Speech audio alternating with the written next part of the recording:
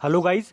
तो ये monthly current affairs वाला वीडियो है। अप्रैल मंथ को हम कवर करेंगे और ये इसका सेकेंड वाला पार्ट है। देखिए अभी तक क्या होता था, हम मंथ के दो ही वीडियो कवर करते थे, फर्स्ट पार्ट और सेकेंड पार्ट। लेकिन काफ़ी सारे स्टूडेंट्स के मैसेजेस आते हैं कि वीडियो काफ़ी लेंदी हो जाता है, इसको थोड़ा छोटा बनाइए। अब छोटा बनाने से क्या मतलब हो गया, या तो कंटेंट हम कम करें, और वो मैं कर नहीं सकता हूँ, क्योंकि कंटेंट को कम करने का मतलब हो गया आप ही के साथ धोखा करना। क्या पता जो क्वेश्चन हम हटा रहे हैं और वो आपके आ गया तो एग्जाम में सारी मेहनत पे पानी फिर जाएगा 10-5 मिनट के पीछे। तो इसका एक सॉल्यूशन मैंने निकाला है, हम मंथ में 2 वीडियो की जगह 3 बना देंगे। भाई जो स्टूडेंट्स लंबा वीडियो देख सकते हैं वो एक की जगह 2 वीडियो में देख लेंगे, बस उसको ब्रेक ही तो कर रहे हैं हम। मान लो एक वीडियो लंबा बनता है 2 घंटे का, हमने उसको ब्रेक कर दिया 1-1 घंटे में, तो जो 2 घंटे का वीडियो देख सकता है वो अलग अलग 1-1 घंटे के भी देख सकते हैं, उनको दिक्कत नहीं आएगी। लेकिन जो स्टूडेंट्स कह रहे थे छोटा बनाइए, उनका भी काम आसान हो जाएगा। मैं तो कोशिश करता हूँ सभी को साथ लेके चलने की, ताकि कोई दुखी ना हो। तो ये सेकेंड वाला पार्ट होगा और मंथ के एंड तक इसका थर्ड वाला पार्ट भी आ जाएगा। और ये वीडियो देखने के बाद इन सभी क्वेश्चंस का टेस्ट बना करके मैंने अपनी क्रैक जीके ट्रिक्स के एप्लीकेशन पे अपलोड करवा दिया है, तो वहां जाकर के वो टेस्ट आप सभी लोग लगा लेना, ताकि आपको भी ये पता लग जाए कि ये सारे क्वेश्चन जो अभी अभी आपने पढ़े, अगर उनका आप टेस्ट लगाते हो तो उनमें से कितने क्वेश्चन आप राइट कर पाते हो। और बीच बीच में इन टेस्ट को लगाते रहा करो, ताकि आपका रिविजन होता रहे, चीजों को आप भूलो नहीं। तो चलिए अभी शुरू करते हैं। तो पहला प्रश्न है, अभी किस आईआईटी ने एक डिजिटल स्टेथोस्कोप आयुसिंक बनाया है? तो सही उत्तर होगा आईआईटी बॉम्बे ने। तो कोविड-19 संक्रमित मरीजों की जांच करने के लिए ये आयुसिंक नाम से एक डिजिटल स्टेथोस्कोप बनाया गया है। नॉर्मली क्या होता है, जो डॉक्टर ये स्टेथोस्कोप होता है जिससे वो धड़कन सुनते हैं, तो उसके लिए मरीजों के पास जाना पड़ता है। लेकिन इस डिजिटल स्टेथोस्कोप जिसका नाम है आयुसिंक, इसको अगर डॉक्टर यूज करेंगे तो मरीजों के पास जाने की जरूरत नहीं है, वो दूर से ही मरीजों की धड़कन सुन सकते हैं। अब मरीजों के पास नहीं जाएंगे तो उनके संक्रमित होने का खतरा भी नहीं रहेगा। किनके संक्रमित होने का? डॉक्टर्स के। तो याद रखना, बनाया किसने? आईआईटी बॉम्बे ने। और अभी आईआईटी बॉम्बे न्यूज में भी था, क्योंकि इसने क्वारंटाइन नाम से एक मोबाइल एप्लीकेशन लॉन्च किया। बाकी और आईआईटीज भी न्यूज में थे, जैसे कि आईआईटी रुड़की, अभी इसने प्राणवायु नाम से एक पोर्टेबल वेंटिलेटर बनाया था। बाकी और आईआईटीज की बात करें तो आईआईटी गांधीनगर ने अभी लॉकडाउन के दौरान स्टूडेंट्स को रचनात्मक परियोजनाओं में व्यस्त रखने के लिए प्रोजेक्ट आइजैक लॉन्च किया था। और आईआईटी मद्रास से याद रखना कि भारत की पहली हाइपरलूप पोड प्रतियोगिता का आयोजन किया जाएगा आईआईटी मद्रास में। और अभी आईआईटी मद्रास ने ही अनियमित मानव रहित ड्रोन्स का मुकाबला करने के लिए आर्टिफिशियल इंटेलिजेंस संचालित ड्रोन डेवलप किया है। फिर है, किस राज्य में भोगापुरम अंतरराष्ट्रीय हवाई अड्डा बनाया जाएगा? तो उत्तर होगा आंध्र प्रदेश। तो जल्द ही जीएमआर एयरपोर्ट्स आंध्र प्रदेश में भोगापुरम इंटरनेशनल एयरपोर्ट को बनाएगा और उसे ऑपरेट भी करेगा। जीएमआर क्या है? ये एक इंफ्रास्ट्रक्चर कंपनी है जिसकी स्थापना 1978 में हुई थी। इसका हेडक्वार्टर नई दिल्ली में है और इसके हेड हैं जीएम राव। मैं आपको साथ में बता दूं, जीएमआर ने ही दिल्ली और जो हैदराबाद इंटरनेशनल एयरपोर्ट है उसको भी बनाया था। अब यहाँ पे आंध्र प्रदेश की बात है, तो आंध्र प्रदेश की अभी वर्तमान में कैपिटल हैदराबाद है, लेकिन इसकी प्रस्तावित कैपिटल अमरावती है। और अमरावती में ही हमारे देश का 25वां हाईकोर्ट भी बना है, और जिसके चीफ जस्टिस है वर्तमान में जेके माहेश्वरी। मुख्यमंत्री इसके जगन मोहन रेड्डी हैं और गवर्नर हैं विश्व हरिचंद्रन। आपको याद रखना है, भाषा के आधार पर गठित होने वाला पहला राज्य कौन सा है? तो आंध्र प्रदेश है। और भारत का पहला एक्वा मेगा फूड पार्क भी आपके आंध्र प्रदेश में ही बना है। ये प्रश्न एग्जाम में आ चुका है। और देश का पहला दिशा पुलिस स्टेशन ये भी बना है आंध्र प्रदेश में। उसके अलावा अभी कृषि मंत्रालय ने एक रिपोर्ट जारी की थी, जिसमें बताया था कि 2018-19 में फलों के उत्पादन में कौन सा राज्य टॉप पर है? तो आंध्र प्रदेश आंसर होगा। जबकि सब्जियों में बात की जाए तो पश्चिम बंगाल टॉप पे है। और अभी नीति आयोग ने एक रिपोर्ट जारी की थी, उसमें बताया था कि पोषण अभियान को लागू करने के मामले में कौन सा राज्य टॉप पर है? तो आंध्र प्रदेश टॉप पर है। जबकि भाग लेने वालों की संख्या के मामले में तमिलनाडु टॉप पे था। फिर अभी प्रसार भारती ने कौन सा नया चैनल लॉन्च किया है, किस नाम से? सही उत्तर होगा डीडी रेट्रो के नाम से। तो इस चैनल पे डीडी नेशनल के जो मोस्ट पॉपुलर प्रोग्राम हुआ करते थे, जो काफी चलते थे, उन्हीं के लिए ये चैनल बनाया गया है, ताकि लोगों की पुरानी यादें ताजा हो सके और लॉकडाउन के समय में वो घर पे बैठे हुए बोर ना हो, आराम से टीवी देखे और घर के बाहर ना निकले। रामायण, महाभारत, शक्तिमान, ये सब इसमें दिखाए जाएंगे। प्रसार भारती की बात करेंगे, इसकी स्थापना 1959 में हुई थी। हेडक्वार्टर नई दिल्ली में है और अभी इसके चेयरमैन का नाम न्यूज में था ए सूर्य प्रकाश, इनका नाम है। न्यूज में इसलिए था क्योंकि ये रिटायर्ड हो गए हैं। सीईओ का नाम है शशि शेखर वेम्पाती। फिर है, किसे यूनियन बैंक ऑफ इंडिया का नया कार्यकारी यानी कि एग्जीक्यूटिव डायरेक्टर बनाया गया है? तो सही उत्तर होगा विरूपाक्ष मिश्रा। तो अभी आपको पता होगा 10 बैंकों का विलय होकर के 4 नए बैंक बन गए हैं। अभी ये लागू हो चुका है 1 अप्रैल से ही। तो उसमें ही कॉरपोरेशन बैंक और आंध्रा बैंक का विलय यूनियन बैंक ऑफ इंडिया में हुआ, और उसके बाद विरूपाक्षा मिश्रा को यूनियन बैंक ऑफ इंडिया का नया कार्यकारी निदेशक एग्जीक्यूटिव डायरेक्टर बनाया गया। इससे पहले ये विरूपाक्ष मिश्रा कॉरपोरेशन बैंक में एग्जीक्यूटिव डायरेक्टर थे। अच्छा, अभी मैंने आपको बोला कि 10 बैंकों का आपस में विलय हो गया, मर्जर हो गया और 4 बैंक बन गए, तो उनके नाम आपको पता होना चाहिए और कौन कौन से बैंक का आपस में विलय हुआ ये आपको पता होना चाहिए। मैं आपको एक बार बता देता हूं। तो यूनाइटेड बैंक ऑफ इंडिया और ओरिएंटल बैंक ऑफ कॉमर्स का विलय हो गया पंजाब नेशनल बैंक में, सिंडिकेट बैंक का विलय हो गया कैनरा बैंक में, इलाहाबाद बैंक का विलय हो गया इंडियन बैंक में और आंध्रा बैंक और कॉर्पोरेशन बैंक का विलय हो गया यूनियन बैंक ऑफ इंडिया में। तो एक तो ये आपको याद रखना है। यूनियन बैंक ऑफ इंडिया की बात करेंगे तो इसकी स्थापना हुई थी 1919 में और 1919 से आपको कुछ याद भी आता होगा। 13 अप्रैल 1919 को जलियांवाला बाग हत्याकांड हुआ था और इस साल इसे 101 साल हो गए। हेडक्वार्टर इसका मुंबई में है और इसके एमडी सीईओ है राज किरण राय जी। बाकी जो ये नाम देख रहे हैं ये भी इंपॉर्टेंट है। महाबलेश्वर एमएस कर्नाटक बैंक के एमडी सीईओ वापस से रीअपॉइंट हुए थे ये। Sanjay Agarwal AU small finance bank के एमडी सीईओ बने, मतलब रीअपॉइंट हुआ इनका भी, पुनः नियुक्त हुए ये भी। बबीता रायडू सेबी की एग्जीक्यूटिव डायरेक्टर बनी। फिर अभी भारत के किस राष्ट्रीय उद्यान नेशनल पार्क में जानवरों के लिए देश की पहली संगरोध सुविधा यानी कि क्वारंटाइन सर्विस स्थापित की गई? तो सही उत्तर होगा जिम कॉर्बेट नेशनल पार्क में। तो देश का सबसे पुराना नेशनल पार्क है ये जिम कॉर्बेट नेशनल पार्क और इसी नेशनल पार्क में जानवरों के लिए देश की पहली संगरोध सुविधा स्थापित की गई है। अच्छा, ये नेशनल पार्क है कहाँ पे? तो ये उत्तराखंड में है। अच्छा, यहाँ से एक प्रश्न और एग्जाम में पूछ लिया जाता है कि इस नेशनल पार्क के बीच में से जो नदी निकलती है उसका नाम क्या है? रामगंगा नदी, याद रखना। एक्चुअली मैंने आप लोगों को बताया था कि अभी अमेरिका के ब्रोक्स चिड़ियाघर में एक बाघ कोविड-19 से संक्रमित हो गया था। उसके बाद ही इस भारतीय नेशनल पार्क ने जानवरों को अलग करने के लिए अपने परिसर में लगभग 10 क्वारंटाइन सेंटर की स्थापना शुरू कर दी। फिर अभी यस बैंक ने किस बीमा कंपनी के साथ अपने बीमा समझौते यानी कि बैंकाश्योरेंस के विस्तार की घोषणा की है? तो आंसर होगा मैक्स लाइफ इंश्योरेंस। अच्छा, ये बैंकाश्योरेंस मतलब क्या होता है? देखो, कोई भी एक बैंक हो गया वो किसी इंश्योरेंस कंपनी के साथ एक टाई अप करता है, समझौता करता है, जिसे बैंकाश्योरेंस बोलते हैं। इसमें क्या होता है कि जो इंश्योरेंस कंपनी है वो जो भी उसके इंश्योरेंस प्रोडक्ट्स होते हैं उसे बैंक की सभी ब्रांचों में आकर के बेच सकती है उनके कस्टमर्स को, और इसमें जो भी मुनाफा होता है उससे दोनों को फायदा होता है। यस बैंक की स्थापना हुई थी 2004 में। हेडक्वार्टर मुंबई में है। इसके एमडी सीईओ है प्रशांत कुमार, अभी नए बने थे। इसकी टैगलाइन क्या है? एक्सपीरियंस अवर एक्सपर्टाइज। टैगलाइन याद रखो, खास तौर पे बैंक वाले स्टूडेंट्स हैं तो वो याद रखें, पूछी जाती है एग्जाम में। मैक्स लाइफ इंश्योरेंस की बात करेंगे, स्थापना सन 2000 में हुई थी। नई दिल्ली में हेडक्वार्टर है और इसके एमडी सीईओ हैं प्रशांत त्रिपाठी। फिर है कोविड-19 का इलाज करने के लिए आयुर्वेद के साथ एलोपैथी का प्रयोग करने वाला पहला राज्य कौन सा बन गया है? तो आंसर होगा गोवा। मतलब कोविड-19 के मरीजों का इलाज अंग्रेजी दवाइयों के साथ साथ अब आयुर्वेदिक दवाइयों से भी किया जाएगा और ऐसा करने वाला पहला राज्य बना गोवा। और इसी के साथ आपको याद रखना है, अभी हमने पढ़ा भी था कुछ समय पहले कि कोविड-19 के मरीजों का इलाज करने के लिए प्लाज्मा थ्योरी को यूज करेगा कौन सा राज्य? सबसे पहले केरल। गोवा की कैपिटल पणजी है और पणजी किस नदी के किनारे है? ये प्रश्न एग्जाम में आता है, तो मंडवी नदी के किनारे है। मुख्यमंत्री है प्रमोद सावंत और गवर्नर है सत्यपाल मलिक। याद रखना, एक बर्ड सेंचुरी काफी एग्जाम में पूछी जाती है, सलीम अली बर्ड सेंचुरी, जो कि आपके गोवा में है। अच्छा चलो, एक प्रश्न मैं आप लोगों से पूछता हूँ, आप लोगों को इसका आंसर देना है। सलीम अली नेशनल पार्क ये कहाँ पर है? मैंने आपको बताया ना, सलीम अली बर्ड सेंचुरी तो गोवा में है। अब आप मुझे बताओ सलीम अली नेशनल पार्क कहाँ पे है, क्योंकि ये प्रश्न भी एग्जाम में पूछा जा चुका है। और इसी तरह से आपको चीजों को लिंक कर करके पढ़ने की आदत डालनी है, उससे आपके सारे कंफ्यूजन भी दूर होंगे और चीजों को आप रिलेट करके पढ़ोगे तो आपको जल्दी चीजें याद होंगी और लॉन्ग टर्म के लिए चीजें याद होंगी। फिर अभी एम्स ऋषिकेश ने किस कंपनी के साथ मिलकर भारत के पहले रिमोट हेल्थ मॉनिटरिंग सिस्टम का निर्माण किया है? तो आंसर होगा भारत इलेक्ट्रॉनिक्स लिमिटेड ने। अब इसमें क्या होगा? तो इसमें किसी व्यक्ति को जांच कराने के लिए हॉस्पिटल आने की जरूरत नहीं है। डॉक्टर्स एम्स ऋषिकेश में बैठे बैठे ही मरीज की जांच उसके घर पर ही कर सकते हैं इस सिस्टम के थ्रू। अच्छा, आपने पढ़ा भी होगा कि एम्स ऋषिकेश ने अभी IIT रुड़की के साथ मिलकर के प्राण वायु नाम से एक वेंटिलेटर भी बनाया है, तो वो पॉइंट भी याद रखना। और इसी तरह से अभी IISc बेंगलुरु ने भी प्रोजेक्ट प्राण के अंतर्गत स्वदेशी वेंटिलेटर बनाए थे, तो वो प्राण वायु है और ये प्रोजेक्ट प्राण है, तो इनमें भी थोड़ा अंतर रखना। भारत इलेक्ट्रॉनिक्स लिमिटेड की बात करेंगे, स्थापना 1954 में हुई है। हेडक्वार्टर बेंगलुरु कर्नाटक में है और इसके मैनेजिंग डायरेक्टर हैं MV गौतमा।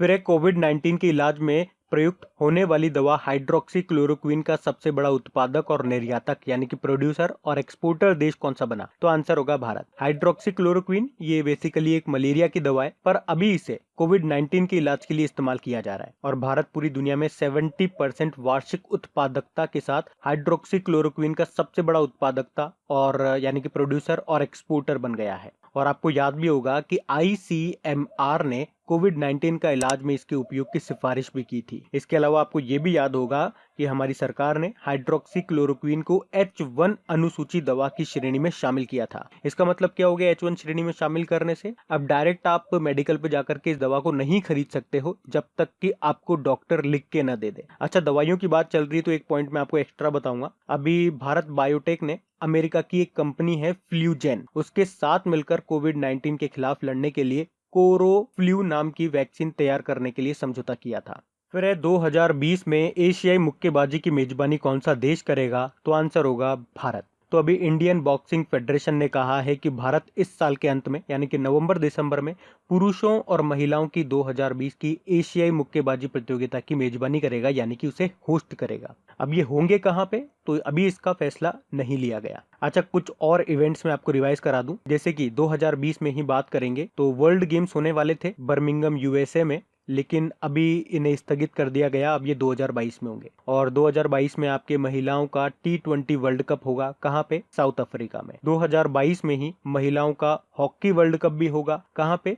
स्पेन और नीदरलैंड। पुरुषों का जो होगा वो भारत में होगा। और 2022 में ही विंटर ओलंपिक गेम्स भी होंगे आपके। वो कहाँ पे होंगे? चाइना के बीजिंग में। और 2022 में ही एशियन गेम्स भी होंगे, ये चाइना के हांगझाओ में होंगे। 2022 में ही फीफा मेंस वर्ल्ड कप भी होगा, वो आपका होगा कतर में। और 2026 के 3 जगह होंगे, वो भी याद रखो, USA, मैक्सिको और कनाडा। कुछ इवेंट्स जो रद्द हो गए उनके बारे में मैं आपको बता दूं, जैसे कि 2020 में भारत में under 17 FIFA women's world cup होने वाला था, रद्द हो गया। टोक्यो ओलंपिक इस साल होने वाला था सबसे चर्चित, लेकिन इसे अभी स्थगित कर दिया गया। अब ये 2021 में होगा। रोजर्स कप महिला टूर्नामेंट ये भी स्थगित कर दिया, ये भी 2021 में होगा। यूनाइटेड नेशन कॉप 26 जलवायु परिवर्तन शिखर सम्मेलन, इसे भी स्थगित कर दिया गया। उसके अलावा याद रखना कि बैडमिंटन एशिया चैंपियनशिप जो कि चाइना के वुहान में होना था, अब ये कहाँ पे होगा? अब ये फिलीपींस के मनीला में होगा। इंडियन बॉक्सिंग फेडरेशन की बात करेंगे तो इसका हेडक्वार्टर नई दिल्ली में है और इसके प्रेसिडेंट है अजय सिंह। फिर है किस राज्य में कोविड-19 मरीजों को भोजन और दवाइयां देने के लिए कोबोट रोबोटिक्स का इस्तेमाल किया जा रहा है? तो आंसर होगा झारखंड में। तो अस्पतालों में जो संक्रमित व्यक्ति हैं उनका मानव से संपर्क न हो, इसके लिए तो झारखंड के अस्पतालों में मानव संपर्क के बिना कोविड-19 मरीजों को भोजन और दवा दिए जाने के लिए कोबोट रोबोट का इस्तेमाल किया जा रहा है। और इसी तरह से आपको याद आता होगा राजस्थान के जयपुर में है सवाई मानसिंह सरकारी अस्पताल, वहां पे भी इसी पर्पस के लिए रोबोट्स का इस्तेमाल शुरू हुआ था। यहाँ झारखंड की बात करेंगे, कैपिटल क्या है? रांची है। मुख्यमंत्री हैं नए बने थे हेमंत सोरेन और गवर्नर हैं द्रौपदी मुर्मू। और हेमंत सोरेन से एक पॉइंट याद रखना कि अभी जनवरी में ही जो हमारे पूर्व प्रेसिडेंट हैं प्रणब मुखर्जी, उन्होंने हेमंत सोरेन को चैंपियंस ऑफ चेंज 2019 अवार्ड दिया था। अच्छा, एक प्रश्न मैं आपको बताता हूं जो आपके RRB PO के एग्जाम में पूछा गया था, बैंक के एग्जाम में, कि सेंट्रल कोल फील्ड का हेडक्वार्टर कहां पर है? तो वो रांची में है। और एक और प्रश्न पूछा जाता है यहाँ से, कोल कैपिटल ऑफ इंडिया किसे कहते हैं? तो झारखंड के धनबाद को कहते हैं। तो ये 2 स्टैटिक प्रश्न तो पूछे ही जाते हैं एग्जाम में, ये याद रखना।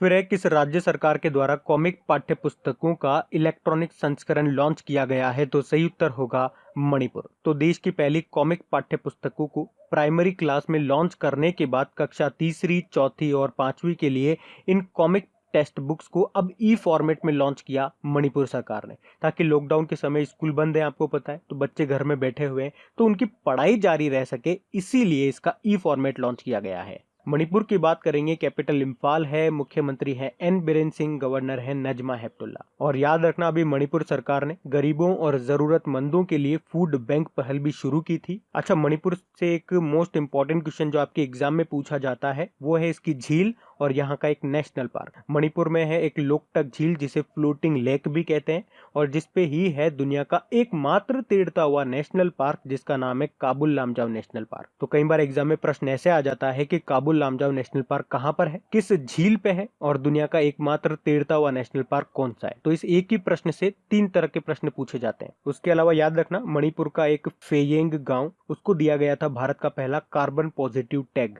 फिर अभी स्थानीय स्टोर्स की जानकारी देने के लिए किसने नियर बाई स्पॉट लॉन्च किया, तो आंसर होगा गूगल ने। तो अभी गूगल ने नियर बाई स्पॉट नाम से एक नया फीचर लॉन्च किया है, जिसकी हेल्प से आप ये जान पाओगे कि आपके आसपास जरूरी चीजों को बेचने वाले जो स्टोर्स हैं वो कहाँ पर है और वो भी खुले हुए हैं या बंद है। वैसे तो ये सर्विस अभी पायलट बेसिस पे बेंगलुरु में शुरू की गई है, पर जल्दी सभी जगह शुरू हो जाएगी। गूगल, जिसकी स्थापना 1998 में हुई है, कैलिफोर्निया यूएसए में इसका हेडक्वार्टर है। इसके फाउंडर थे दो जने, लैरी पेज और सर्जे बिन। वर्तमान में सीईओ है सुंदर पिचई। गूगल की पेरेंट कंपनी जो अल्फाबेट है ना, उसके सीईओ भी बन गए हैं सुंदर पिचई। उसके अलावा याद रखना, अभी गूगल ने वर्चुअल ब्रेल कीबोर्ड जिसका नाम है टॉक बैक, उसको भी लॉन्च किया था। और अभी गूगल और एप्पल ने स्मार्टफोन में कोरोना वायरस ट्रैकिंग टूल जारी करने के लिए आपस में समझौता भी किया था। वहीं बात करेंगे अभी गूगल क्लाउड इंडिया के सीएमडी कौन बने थे, करण बाजवा बने थे।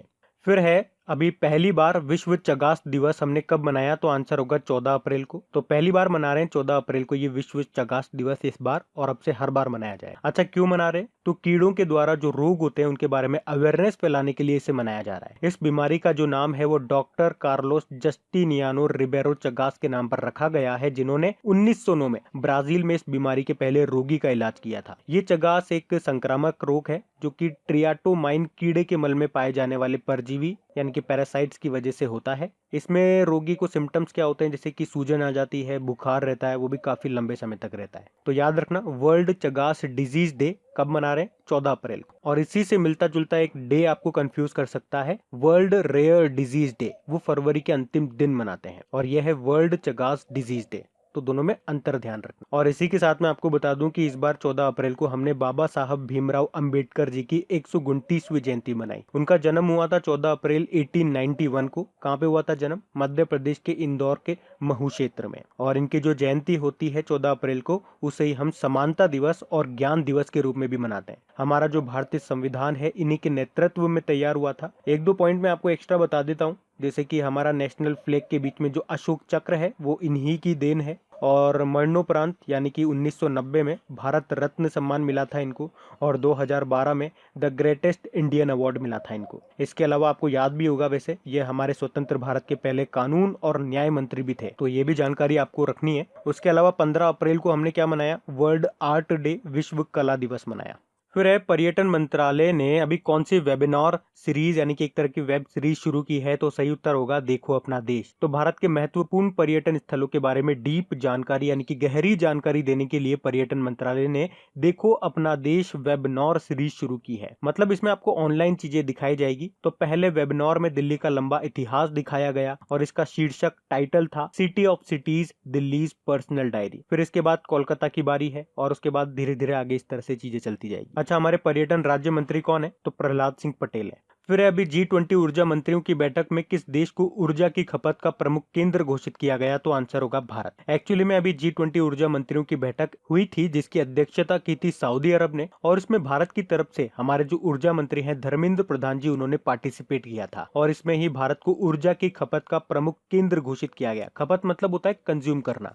फिर है अभी कोरोना वायरस की पूल टेस्टिंग करने वाला पहला राज्य कौन सा बन गया है? तो आंसर होगा उत्तर प्रदेश। तो अभी ICMR यानी कि Indian council of medical research ने उत्तर प्रदेश को कोविड-19 सैंपल की पूल टेस्टिंग शुरू करने की अनुमति दे दी है, और इसी के साथ उत्तर प्रदेश पूल टेस्टिंग शुरू करने वाला देश का पहला राज्य भी बन गया है। तो पूल टेस्टिंग में क्या होता है, काफी सारे सैंपल्स का एक साथ हम टेस्ट कर सकते हैं। जैसे कि मान लो हमने 10-10 के पैकेट बना लिए, मतलब 10 सैंपल एक साथ ले लिए, उनकी एक साथ हमने टेस्ट कर दिया। तो अगर सारे के सारे जो सैंपल हैं उनका टेस्ट अगर नेगेटिव आता है तब तो ठीक है, लेकिन अगर उन सैंपल में से कोई भी सैंपल अगर पॉजिटिव पाया जाता है तो फिर हम उसका इंडिविजुअल यानी कि उसकी व्यक्तिगत टेस्टिंग करते हैं। तो सबसे बड़ा बेनिफिट इसका यही है कि इस टेक्निक के साथ कई सारे सैंपल्स की जांच एक साथ हो सकती है, और इससे राज्य की टेस्टिंग कैपेसिटी भी बढ़ती है। तो उत्तर प्रदेश की बात हुई है तो कैपिटल इसकी लखनऊ है। याद रखना, लखनऊ किस नदी के किनारे स्थित है? तो गोमती नदी के किनारे। हमारे जो रक्षा मंत्री है राजनाथ सिंह जी, उनका निर्वाचन क्षेत्र भी है लखनऊ, और इस साल का डिफेंस एक्सपो भी आपका लखनऊ में हुआ था। उसके अलावा अभी उत्तर प्रदेश सरकार ने अन्नपूर्णा पोर्टल और आपूर्ति मित्र पोर्टल भी लॉन्च किया था, ये भी याद रखो। मुख्यमंत्री योगी आदित्यनाथ हैं और गवर्नर हैं आनंदीबेन पटेल। इसके अलावा याद रखना, अभी उत्तर प्रदेश सरकार ने प्रधानमंत्री गरीब कल्याण योजना के तहत एक दिन में सबसे ज्यादा राशन वितरण करके एक रिकॉर्ड बनाया है, यानी कि ऐसा करने वाला ये पहला राज्य बन गया है जिसने एक दिन में सबसे ज्यादा राशन का डिस्ट्रीब्यूट किया हो। लगभग 3 करोड़ से ज़्यादा लोगों को एक दिन में 1.5 लाख टन निःशुल्क चावल बांटे हैं। तो इस तरह का ये रिकॉर्ड है। और कुछ और पॉइंट बता दूं मैं आपको, जैसे कि देश की पहली ट्रांसजेंडर यूनिवर्सिटी ये आपके उत्तर प्रदेश के कुशीनगर में बनेगी। देश की पहली national police university greater Noida में बनेगी। देश का पहला हाथी अस्पताल आप जानते ही हो मथुरा में है। देश का पहला हाथी जल चिकित्सालय ये भी आपका मथुरा में है। और देश का पहला जानवरों का जो युद्ध स्मारक है, वॉर मेमोरियल है, ये भी उत्तर प्रदेश के मेरठ में बनेगा। उसके अलावा अभी नीति आयोग ने जो महत्वाकांक्षी जिलों की सूची जारी की थी, उसमें टॉप पे रहा था उत्तर प्रदेश का चंदौली जिला। और अभी उत्तर प्रदेश सरकार ने कोरोना वायरस को रोकने के लिए टीम 11 नाम से अंतर विभागीय समितियों का गठन भी किया था। तो ये इंपॉर्टेंट पॉइंट्स भी ध्यान रखना।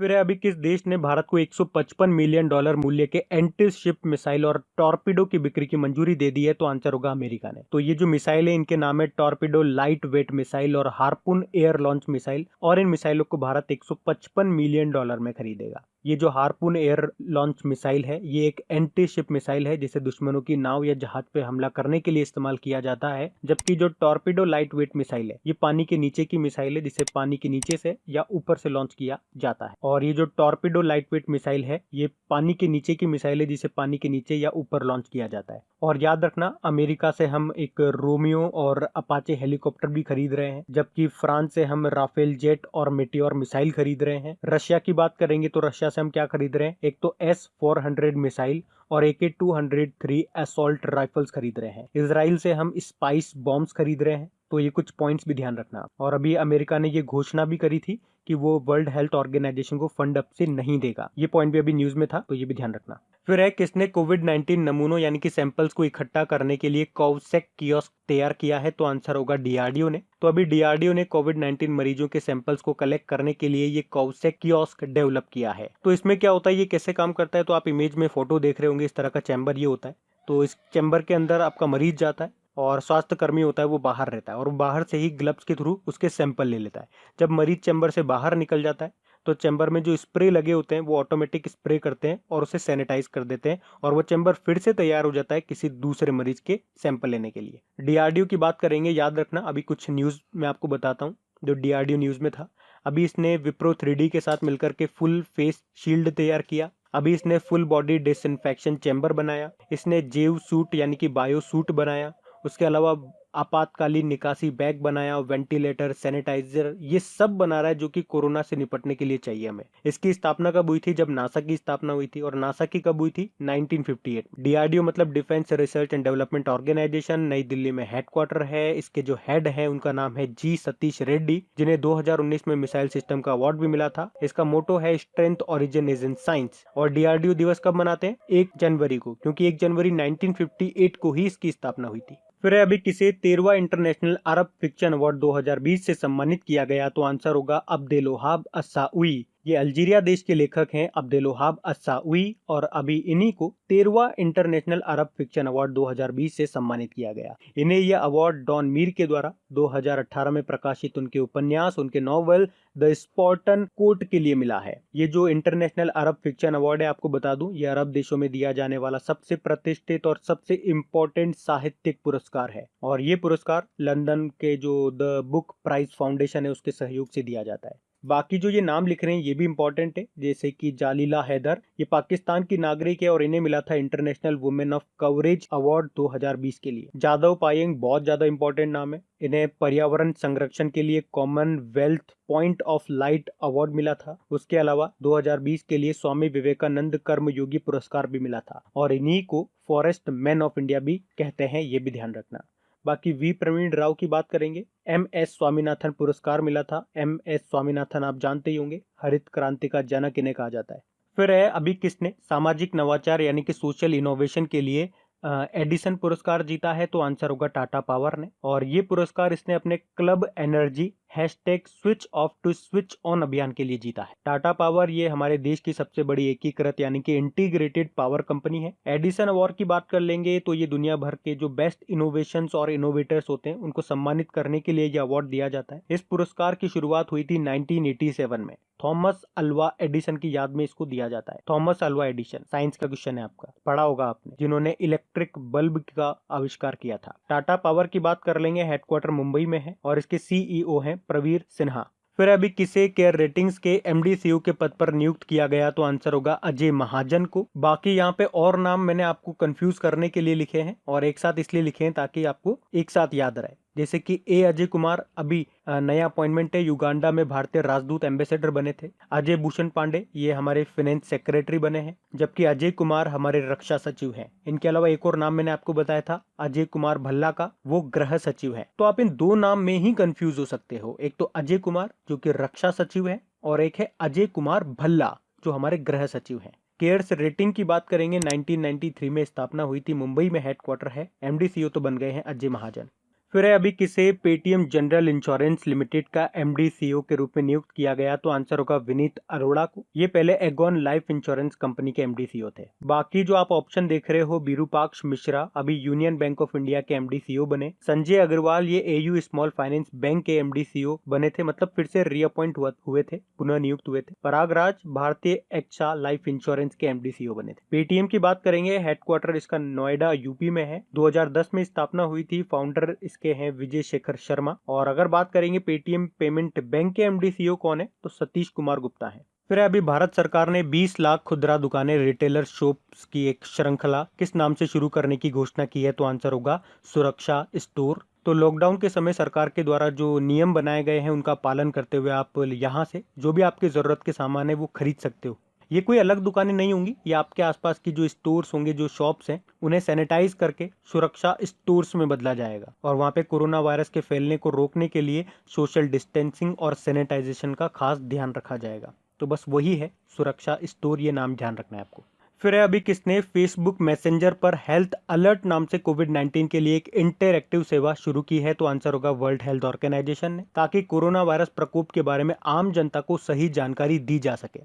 तो अगर आपके भी कोविड-19 को लेकर के कोई प्रश्न है तो यहाँ से आप उसके जवाब प्राप्त कर सकते हैं। वर्ल्ड हेल्थ ऑर्गेनाइजेशन की बात कर ले तो 7 अप्रैल 1948 को इसकी स्थापना हुई थी। अच्छा, 7 अप्रैल को एक बार मैं आपसे फिर सेम प्रश्न पूछूंगा, 7 अप्रैल को कौन सा इंपॉर्टेंट डे मनाते हैं हम, ये आप मुझे बताओ। बाकी इसका हेडक्वार्टर जेनेवा स्विट्जरलैंड में है और इसके हेड है टेड्रोस अधानोम। इसके अलावा याद रखना अभी कुछ समय पहले इसने हैशटैग सेफ हैंड चैलेंज भी शुरू किया था। और एक और प्रश्न अगर मैं आपसे पूछूं कि WHO के साथ कौन सी एक्ट्रेस ने कोविड-19 के बारे में लोगों को जागरूक करने के लिए समझौता किया था, तो इसका तो आंसर मैं बता देता हूँ, प्रियंका चोपड़ा होगा और आप जानते भी होंगे। फिर अभी यूनेस्को की विश्व धरोहर समिति का 44वां सत्र सेशन स्थगित कर दिया गया। आपको बताना ये कहाँ पे होना था, तो ये इसी साल होना था जून जुलाई में चाइना के फुजियान प्रांत के फूजो में, पर कोरोना वायरस के कारण इसे स्थगित कर दिया गया। यूनेस्को की बात करेंगे तो United Nation Educational Scientific and Cultural Organization, Audrey Azoulay इसके डायरेक्टर जनरल हैं और इसका हेडक्वार्टर है फ्रांस के पेरिस में। इसकी स्थापना वर्ष में काफी स्टूडेंट कंफ्यूज रहते हैं, तो सिंपल सा याद रखो, 1945 में तो इसका कॉन्स्टिट्यूशन साइन हुआ था और 1946 में यह अस्तित्व में आया था। बाकी और भी सारे कई इवेंट्स रद्द हुए हैं जो मैं कई बार आपको बता चुका हूँ। तो अभी हम आगे बढ़ते हैं और इसके अलावा मैं आपको बता दूं कि जो स्पोर्ट्स के इवेंट्स हैं कि कहां कहां पर कौन से होंगे, तो उसका मैं स्पेशल वीडियो बना चुका हूं। अगर आपने वो वीडियो नहीं देखा तो देख लीजिएगा। जो पुराने स्टूडेंट्स हैं हमसे जुड़े हुए हैं काफी समय से, उन्होंने तो देख लिया होगा, उम्मीद करता हूँ। जो नए स्टूडेंट्स पहली बार जुड़ रहे हैं तो आप लोगों के लिए मैं ये बता रहा हूँ, तो आप लोग उसे देख लेना।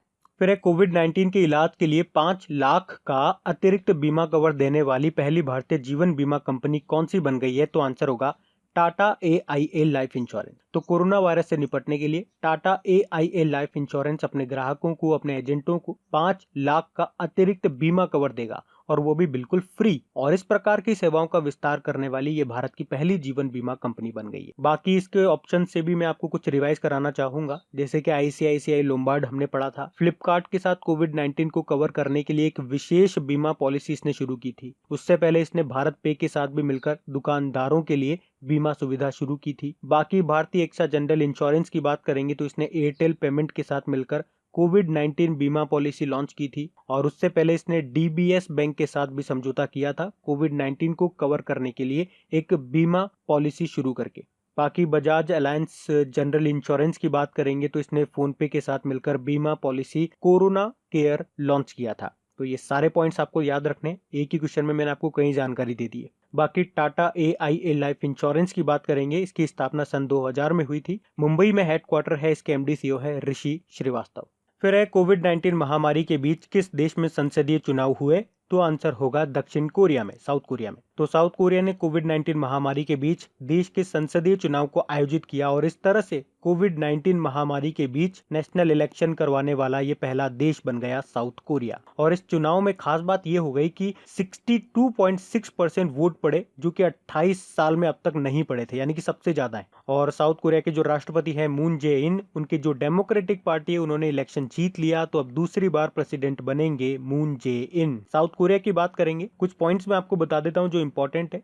कैपिटल इसकी सियोल है, करेंसी है साउथ कोरियन वॉन, प्रेसिडेंट तो है मून जे इन। याद रखना, साउथ कोरिया और नॉर्थ कोरिया के बीच की जो बॉर्डर लाइन है उसको क्या कहते हैं? 38th पैरेलल कहते हैं। और एक और इंपॉर्टेंट पॉइंट याद रखो, 49th पैरेलल किसे कहते हैं? तो यूएसए और कनाडा के बीच की जो बॉर्डर लाइन है उसे कहते हैं। वहीं भारत और पाकिस्तान के बीच की बॉर्डर लाइन को क्या कहते हैं बताओ? तो रेड क्लिफ लाइन कहते हैं। और भारत चाइना के बीच की को मैकमोहन रेखा कहते हैं। फिर है, आरबीआई ने किस बैंक का लाइसेंस रद्द कर दिया है? तो आंसर होगा Mhapsa urban cooperative bank of Goa limited. तो अब रद्द क्यों कर दिया? क्योंकि बैंक के पास पर्याप्त पूंजी और कमाई की संभावना नहीं होने के कारण इसका लाइसेंस रद्द कर दिया गया। ये बैंक है आपके गोवा का। आरबीआई की बात करेंगे, इसकी स्थापना याद रखो 1 अप्रैल 1935 को हुई। मुंबई में हेडक्वार्टर है और उसके गवर्नर है शक्तिकांत दास। कौन से नंबर के हैं? 25वें नंबर के हैं। मैंने आपको बताया था आरबीआई में एक होता है गवर्नर, 4 होते हैं डेप्यूटी गवर्नर, लेकिन वर्तमान में बात करेंगे तो इसके 3 डेप्यूटी गवर्नर हैं। क्यों? क्योंकि एक जो डेप्यूटी गवर्नर थे NS विश्वनाथन, अभी मार्च में उन्होंने इस्तीफा दे दिया। तो 3 के नाम याद रख लो। बीपी कानूनगो, ये भी नाम भी अभी न्यूज में था क्योंकि इनका कार्यकाल खत्म हो गया था और अभी इन्हें 1 साल का एक्सटेंशन मिल गया। अभी नए बने थे, उनका नाम है माइकल देवव्रत पात्रा, और जो एक है उनका नाम है महेश कुमार जैन। इसके अलावा याद रखना, अभी आरबीआई ने एक ट्विटर अभियान भी शुरू किया था और उस अभियान का प्रचार करेंगे कौन? अमिताभ बच्चन। अच्छा, आरबीआई से एक और क्वेश्चन बनता है, वो मैं आपको यहीं पे करा देता हूँ ताकि हमारा टाइम बच जाए। अभी आरबीआई ने रिवर्स रेपो रेट को घटा दिया है। अभी हमने कुछ समय पहले ही पढ़ा था, इसके repo rate, reverse repo rate, cash reserve ratio सबको घटा दिया था, लेकिन उसके बावजूद अभी रिवर्स रेपो रेट को फिर से घटा दिया। और कितना कर दिया? 3.75% कर दिया। अब पहले तो ये समझ लो ये रिवर्स रेपो रेट क्या होता है। तो जो बैंक है वो अपना पैसा आरबीआई के पास जमा करते हैं, तो आरबीआई उन जमा पैसों का बैंकों को जो ब्याज देता है जिस रेट के साथ, उसे कहते हैं रिवर्स रेपो रेट। अब इससे होगा क्या कम करने से? अब ये रिवर्स रेपो रेट कम कर दिया तो आरबीआई को कम ब्याज देना पड़ेगा। तो बैंक वाले सोचेंगे यार हम आरबीआई में अपना पैसा जमा क्यों करें, हम इस पैसे को मार्केट में देंगे, तो मार्केट में ज्यादा पैसा आएगा, तो तरलता बढ़ी। क्योंकि अब आपको पता है कोरोना वायरस महामारी से आर्थिक संकट आने वाला है, तो उसी को कम करने के लिए आरबीआई ने ये डिसीजन लिया है ताकि जो बैंक है वो आरबीआई में अपना पैसा कम जमा करें और उसको मार्केट में ज्यादा दें, मतलब लोन ज्यादा दें आम पब्लिक को। बाकी और भी रेट्स में आपको एक बार रिवाइज करा देता हूँ। रेपो रेट 4.4% है, रिवर्स रेपो रेट हमने देखा 3.75% हो गया, कैश रिजर्व रेशो 3% है, मार्जिनल स्टैंडिंग फैसिलिटी और बैंक रेट दोनों बराबर होती है, वो है 4.65%, और स्टेचुरी लिक्विडिटी रेशो है 18%। अच्छा, रिवर्स रेपो रेट तो मैंने आपको समझा दिया, बाकी का मतलब क्या होता है? देखो, बाकी को मतलब मैं यहाँ पे नहीं समझाऊंगा क्योंकि फिर वीडियो बहुत लंबा हो जाएगा, और मैंने आपको बोला भी है इन टर्म को समझाने के लिए एक छोटा सा ऑडियो बना करके मैं अपनी खबरी एप्लीकेशन पे अपलोड कर दूंगा। तो वहां पे जब भी आपको समय मिले, जैसे भी समय मिले, कानों में ईयरफोन लगाओ और ऑडियो को सुनते जाओ। ऑडियो का यही बेनिफिट है। तो आप में से कोई स्टूडेंट अगर इस वीडियो को फर्स्ट टाइम देख रहा है तो आप खबरी एप्लीकेशन डाउनलोड कर लीजिए और वहां पे सर्च कीजिए क्रैक जीके ट्रिक्स, वहां पे अपने ऑडियोज आपको मिल जाएंगे, और वहां पे हमें फॉलो जरूर कर लीजिएगा क्योंकि जो भी इंपॉर्टेंट टॉपिक्स होते हैं उनका ऑडियो बना करके मैं वहां अपलोड कर देता हूं, क्योंकि सारे टॉपिक्स पे वीडियो बनाना पॉसिबल नहीं होता, वीडियोज में बहुत टाइम लगता है। फिर है, अंतरराष्ट्रीय वेट लिफ्टिंग महासंघ के अध्यक्ष ने इस्तीफा दे दिया, उनका नाम क्या था? सही उत्तर होगा तमस अजान। तो अभी इंटरनेशनल वेट लिफ्टिंग फेडरेशन के प्रमुख थे ये तमस अजान, पर इन्होंने अभी इस्तीफा दे दिया। क्यों दे दिया इस्तीफा? क्योंकि इन पे भ्रष्टाचार और डोपिंग उल्लंघन के आरोप लगे थे। तो इनके जाने के बाद अमेरिका की जो उर्सुला पापेंड्रिया वो कार्यकारी अध्यक्ष के रूप में काम संभालेंगी। बाकी और भी नाम मैं आपको बता दूं जो अभी न्यूज में थे, जैसे कि जेफ वेनर लिंक्डइन के सीईओ थे, अभी इन्होंने भी इस्तीफा दे दिया। आबिद अली नीमच वाला आप जानते ही हो, विप्रो के सीईओ थे, इन्होंने भी इस्तीफा दे दिया। और अरुंधति भट्टाचार्य क्रिसिल बोर्ड से इस्तीफा दे दिया इन्होंने, और अब ये सेल्सफोर्स इंडिया की चेयरपर्सन बन गई है। इंटरनेशनल वेटलिफ्टिंग फेडरेशन की बात करेंगे, 1905 में स्थापना हुई थी इसकी। हेडक्वार्टर याद रख लो आप, एग्जाम में पूछा जा सकता है, हंगरी बुडापेस्ट में है। फिर है 2022 के एशियन पैरा गेम्स का शुभंकर यानी कि मैस्कॉट किसे चुना गया है? तो आंसर होगा फेई फेई को। अच्छा, पहले तो आपको ये पता होना चाहिए कि 2022 में ये एशियन पैरा गेम्स होंगे कहाँ पे? तो ये चाइना में होंगे, चाइना के हांगझाओ में, और ये इसका चौथा संस्करण होगा जो कि 9 से 15 अक्टूबर तक चलेगा। और याद रखना इस बार इसमें 2 नए गेम जोड़े गए हैं, ताइक्वांडो और पैरा कैनोइंग, और इस तरह से इसमें टोटल 22 खेल हो जाएंगे। अच्छा, एक प्रश्न मैं आपसे पूछ लेता हूँ, आप मुझे बताना इस बार के जो खेलो इंडिया यूथ गेम्स हुए थे उसमें 2 नए गेम को जोड़ा गया था, वो 2 नए गेम कौन कौन से हैं? तो फेई फेई की अगर हम बात करेंगे तो पहले वाले फेई का मतलब हो गया उड़ते हुए पक्षी, जबकि दूसरा फेई अपनी कमजोरी पर काबू पाने के साथ एथलीटों के मानसिक परिश्रम को दर्शाता है। अब यहाँ पे बात हो रही है, अच्छा इसके अलावा जो आपको ये ऑप्शन दिख रहे हैं कॉन्ग कॉन्ग, लियान लियान और चेन चेन, ये अभी हमने पढ़ा भी था। 2022 में जो आपके 19वें एशियन गेम्स होंगे चाइना के हांगझाओ में, उसके लिए ये मैस्कोट चुने गए थे, ये 3 फेमस रोबोट जिन्हें कहते हैं स्मार्ट ट्रिपल्स। इसके अलावा कुछ और पॉइंट्स मैं आपको बता देता हूँ। इसी साल 2020 के एंड में जो नेशनल गेम्स होंगे हमारे गोवा में, उसका शुभंकर चुना गया है रूबी गुलाको, जो कि एक फ्लेम थ्रोटेड बुलबुल है, और ये फ्लेम थ्रोटेड बुलबुल गोवा का स्टेट बर्ड है, ये भी ध्यान रखना। उसके अलावा 2022 में ही जो आपके विंटर ओलंपिक गेम्स होंगे चाइना के बीजिंग में, उनके शुभंकर की बात करें तो, और ये एग्जाम में पूछे जा चुके हैं तो आपको याद होना चाहिए। देखो, विंटर ओलंपिक की बात करेंगे तो फिर उसका शुभंकर है मुस्कुराता हुआ पांडा, जिसे बोलते हैं बिंग ड्वेन ड्वेन, और विंटर पैरालंपिक की बात करेंगे तो शुभंकर होगा चीनी लालटेन, जिसे कहते हैं श्वेन रॉन रॉन। जबकि इस साल जो टोक्यो ओलंपिक आपके होने वाले थे जिन्हें स्थगित कर दिया गया 2021 तक के लिए, उसके शुभंकर भी एग्जाम में आ चुके हैं, याद रखना, मिराई तोवा और सोमाइती इसके शुभंकर है।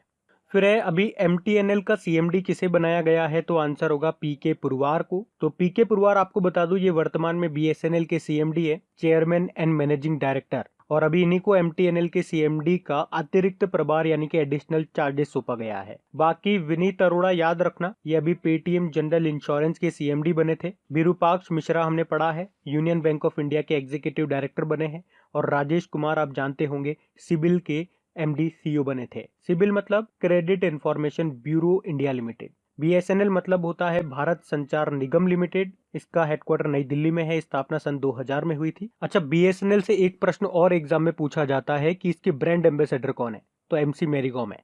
MTNL की बात करेंगे, फुल फॉर्म हो गई महानगर टेलीफोन निगम लिमिटेड, जिसकी स्थापना 1986 में हुई थी, इसका भी हेडक्वार्टर नई दिल्ली में है। फिर है वर्ल्ड हीमोफीलिया दिवस कब मनाया गया, तो आंसर होगा 17 अप्रैल को। तो हीमोफीलिया क्या होता है? ये अगर किसी व्यक्ति को हीमोफीलिया है यानी कि हीमोफीलिया रोग से ग्रसित है, मतलब उसमें रक्त का थक्का नहीं जमता है, ब्लड कोटिंग नहीं होती है। अगर आप उसे एक पिन चुबा दोगे तो उसमें से खून निकलता रहेगा, वो रुकेगा नहीं क्योंकि ब्लड कोटिंग नहीं हो रही है। तो ये एक अनुवांशिक रोग है। और मुझे आप बताओ ब्लड कोटिंग के लिए कौन सा विटामिन जिम्मेदार होता है, तो विटामिन K। तो हीमोफीलिया यानी कि अनुवांशिक ब्लीडिंग डिसऑर्डर के बारे में जागरूकता बढ़ाने के लिए इसे मनाया जाता है हर साल 17 अप्रैल को। और इसे मनाता कौन है? वर्ल्ड फेडरेशन ऑफ हीमोफीलिया, जिसकी स्थापना की थी फ्रैंक श्राबेल ने, और उनका जन्मदिन होता है 17 अप्रैल को, इसीलिए हम 17 अप्रैल को ये दिवस मनाते हैं। इस बार इसका ये 30वां संस्करण है, याद रखना। अच्छा, यहाँ से एक और प्रश्न बनेगा कि इस बार की थीम क्या रही, गेट प्लस इन्वॉल्व्ड। और एक स्टैटिक प्रश्न पूछा जा सकता है आपसे, वर्ल्ड फेडरेशन ऑफ हीमोफीलिया, इसका हेडक्वार्टर कहाँ पर है? चलो ये प्रश्न मैं आपसे पूछता हूँ, इसका हेडक्वार्टर आप मुझे बताओ। मैं आपको हिंट दे देता हूँ, जहां पर वाडा वर्ल्ड एंटी डोपिंग एजेंसी का हेडक्वार्टर है वहीं पर इसका है। अब बता दो। फिर अभी इंटरनेशनल मॉनेटरी फंड ने 2020 में एशिया की आर्थिक विकास दर कितना रहने का अनुमान लगाया है, तो आंसर होगा 0%। और ये सब हो रहा है कोरोना वायरस के कारण, और ये पिछले 60 सालों में अब तक की सबसे कम वृद्धि दर बताई गई। अच्छा, इंटरनेशनल मॉनेटरी फंड ने अभी भारत की विकास दर कितना रहने का अनुमान लगाया था वित्त वर्ष 2020-21 के लिए, तो 1.9%, जबकि चाइना का बताया था 1.2%। इंटरनेशनल मॉनेटरी फंड जिसका हेडक्वार्टर आपका है वॉशिंगटन DC में, स्थापना 1945 में हुई थी, और इसके MD CEO है क्रिस्टलिना जॉर्जीवा। और एक और अपॉइंटमेंट याद रखो, अभी IMF के बाहरी सलाहकार समूह के सदस्य बनाया गया था रघुराम राजन को। अच्छा, काफी स्टूडेंट्स ये कहते हैं कि ये तो बार बार चेंज हो जाती है, एग्जाम में थोड़ी ना पूछी जाएगी, हम कब तक याद रखें? तो करंट अफेयर्स का मतलब क्या हो गया? आप डेली अपडेटेड रहो। एग्जामिनर यही तो जानना चाहता है, वो आपसे अपडेटेड वाली पूछेगा जो कुछ समय पहले लेटेस्ट चेंज हुई होगी। वो जानना चाहता है कि आप न्यूज से अपडेटेड हो या नहीं हो, इसलिए इस तरह के प्रश्न पूछ लिए जाते हैं। और हर बार डेली करंट अफेयर्स जब हम लोग पढ़ते हैं, इस तरह का क्वेश्चन आता है तो मैं सारे अपडेटेड वाले आपको रिकॉल कराता हूँ। यही हमारे साथ आपको पढ़ने का सबसे अच्छा फायदा है। पढ़ाते तो बहुत सारे यूट्यूब चैनल्स हैं, लेकिन यहाँ पे पढ़ाई के साथ साथ मैं आपको सारी चीजें रिकॉल कराता हुआ चलता हूँ, ताकि आपको चीजें याद करने में आसानी। पढ़ तो आप कहीं से भी लोगे, लेकिन सबसे इंपॉर्टेंट ये है कि आपको कितनी चीजें याद रहेंगी, याद रहना इंपॉर्टेंट है। फिर है बीसीसीआई ने कोरोना वायरस के कारण आईपीएल को कब तक के लिए स्थगित कर दिया है, तो आंसर होगा अनिश्चित काल के लिए। आपको याद होगा ये आईपीएल इस साल मार्च में होने वाले थे, ये इसका 13वां संस्करण था, पर फिर कोरोना वायरस के कारण इसे 15 अप्रैल तक के लिए स्थगित कर दिया गया। लेकिन कोरोना वायरस थमता हुआ नजर नहीं आ रहा है, तो अब इसे अनिश्चित काल के लिए स्थगित कर दिया गया। मैं आपको एक और पॉइंट बता दूं, अभी श्रीलंका ने ऑफर भी दिया है कि आप ये आईपीएल हमारे यहाँ पे करवा सकते हैं। अब कराना ना कराना उनके ऊपर है, कराएंगे, न्यूज बनेगी तो मैं आपको बता दूंगा। बीसीसीआई की बात कर लेते हैं। Board of control for cricket in India full form हो गई। स्थापना 1928 में हुई थी। अध्यक्ष का नाम याद रख लो, सौरव गांगुली है, और इसके सचिव हैं अमित शाह के बेटे जय शाह। ये नाम एग्जाम में आ चुका है। सीईओ है राहुल जोहरी। फिर है अभी किस बैंक ने सेफ्टी ग्रिड नाम से एक अभियान शुरू किया है, तो आंसर होगा एचडीएफसी बैंक ने, ताकि सार्वजनिक स्थानों पर लोगों को सोशल डिस्टेंसिंग बनाए रखने के लिए प्रोत्साहित किया जा सके। तो अभी तो वैसे पायलट बेसिस पे इसे कोलकाता में शुरू किया गया है, बाद में धीरे धीरे से और भी जगह शुरू कर दिया जाएगा। एचडीएफसी बैंक की बात करेंगे, स्थापना 1994 में हुई थी। हेडक्वार्टर मुंबई में है। इसके एमडी सीईओ है आदित्य पुरी, और इसकी टैगलाइन क्या है, वी अंडरस्टैंड योर वर्ल्ड। अच्छा, एचडीएफसी बैंक से कुछ याद आया होगा आपको, अभी चाइना का जो सेंट्रल बैंक है पीपल्स बैंक ऑफ चाइना, उसने एचडीएफसी फाइनेंस में अभी तक 1.01% की हिस्सेदारी खरीद ली है। बाकी कर्नाटक बैंक भी अभी न्यूज में था। इसके एमडी सीईओ फिर से रीअपॉइंट हुए थे, पुनः नियुक्त, महाबलेश्वर एमएस नाम है उनका। एयू स्मॉल फाइनेंस बैंक के एमडी सीईओ भी रीअपॉइंट हुए थे, संजय अग्रवाल नाम है उनका। और भारतीय एक्सा जनरल इंश्योरेंस के एमडी सीईओ बने परागराज। फिर है हाल ही में आई एक रिपोर्ट के अनुसार कौन सा देश एशिया का नंबर 1 स्पोर्ट्स टेक देश बन गया है, तो आंसर होगा भारत। तो अभी sportstechx.com ने एक रिपोर्ट जारी की है, और उसमें बताया है कि भारत में 41.1% स्टार्टअप स्पोर्ट्स के हैं, और इसी के साथ भारत एशिया में नंबर 1 स्पोर्ट्स टेक देश बन गया है। भारत पहले स्थान पे है, दूसरे स्थान पे है इजराइल, और तीसरे नंबर पे है चाइना। और अगर एशिया के टॉप 10 स्पोर्ट्स टेक शहरों की बात की जाए तो उसमें भी भारत के 4 शहर आते हैं, जिसमें पहले ही नंबर पे आता है बेंगलुरु 10.8% स्पोर्ट्स स्टार्टअप्स के साथ। सेकंड नंबर पे सिंगापुर है। अच्छा, 4 शहर कौन कौन से हैं टॉप 10 में? बेंगलुरु पहले नंबर पे हो गया, मुंबई चौथे नंबर पे है, दिल्ली 5वें पे आता है, और चेन्नई आता है 7वें पे।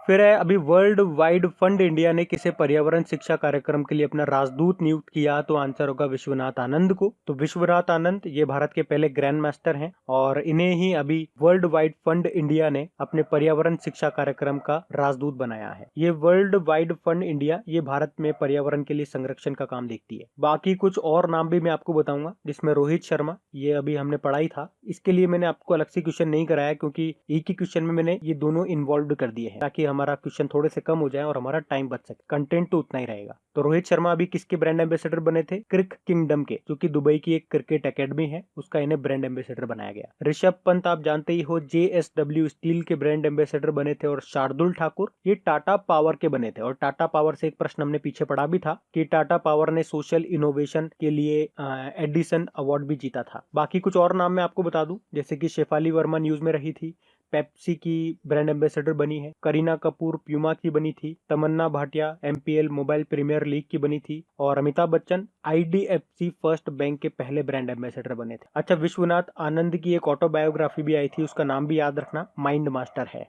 फिर है टेलीकॉम उद्योग की सबसे बड़ी वार्षिक सभा, जिसका नाम है मोबाइल वर्ल्ड कांग्रेस, ये किस वर्ष आयोजित की जाएगी, तो आंसर होगा 2024 में। और ये मैं आपको पहले भी बता चुका हूँ पॉइंट कि इस साल ये फरवरी में होने वाली थी, लेकिन कोरोना वायरस के कारण इसे स्थगित कर दिया गया। लेकिन ये अभी बताया गया अब इसको 2024 में आयोजित किया जाएगा। कहाँ पे? बार्सिलोना पे, जहाँ ये पहले होने वाली थी।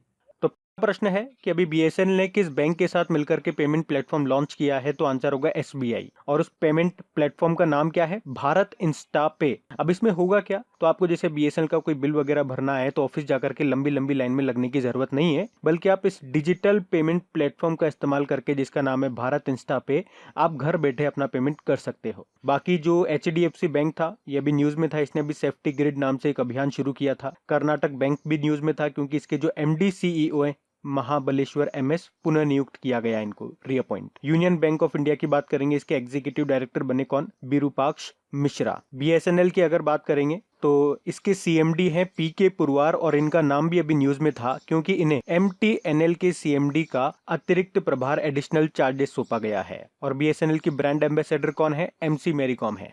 फिर है किस मोबाइल एप्लीकेशन ने 13 दिनों में सबसे ज्यादा डाउनलोड किए जाने का वर्ल्ड रिकॉर्ड बनाया है, तो आंसर होगा आरोग्य सेतु एप्लीकेशन ने। तो कोरोना वायरस को फैलने से रोकने के लिए भारत सरकार ने ये आरोग्य सेतु एप्लीकेशन को बनाया था और अभी आरोग्य सेतु एप्लीकेशन इसे मात्र 13 दिनों में सबसे ज्यादा बार डाउनलोड किया गया और इस तरह से ये एक वर्ल्ड रिकॉर्ड बन गया। 13 दिनों में लगभग 5 करोड़ लोगों ने इसे डाउनलोड कर लिया। अच्छा, इसी से रिलेटेड एक क्वेश्चन मैंने आपको बताया था भाई, ये जो आरोग्य सेतु एप्लीकेशन है ये तो स्मार्टफोन में काम करेगा, लेकिन जिन लोगों के पास स्मार्टफोन नहीं है, वो सिंपल बटन वाला फोन है, उनके लिए सरकार ने आरोग्य सेतु IVRS यानी कि interactive voice response system service शुरू की है। और सबसे पहले इसको किस राज्य में शुरू किया है, ये प्रश्न बन सकता है, तो याद रखना तमिलनाडु में। बाकी जो कोरोना वॉच मोबाइल एप्लीकेशन है, ये कर्नाटक सरकार ने इसको शुरू किया था। प्रज्ञाम, इसको झारखंड सरकार ने शुरू किया था। क्वारंटाइन की बात करेंगे, IIT बॉम्बे ने बनाया था इस एप्लीकेशन को। और भी कुछ एप्लीकेशन थी, जैसे कि पंजाब ने बनाया था कोवा मोबाइल एप्लीकेशन, नागालैंड ने शुरू की थी सेल्फ डिक्लेरेशन कोविड-19 एप्लीकेशन,